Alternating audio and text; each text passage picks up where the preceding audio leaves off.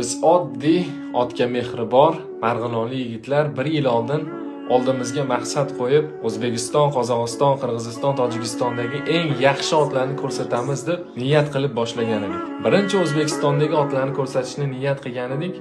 Ot olamidagi insonlar bizni qabul qilishlari qiyin bo'ldimi, bilmadim. Ot izlaridik. Izlab topganimizda rad javoblari.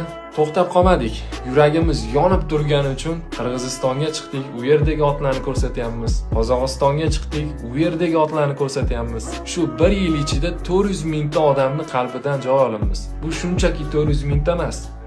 Otga mehri bor, otni yaxshi ko'radigan insonlarni qalbidan joy olamiz. Maqsading nima deyishingiz mumkin? Maqsadimiz o'rtamizdagi do'stlikni yana ham mustahkam qilish. Qaysidir ma'noda bu narsani oz bo'lsa ham uddalayapmiz.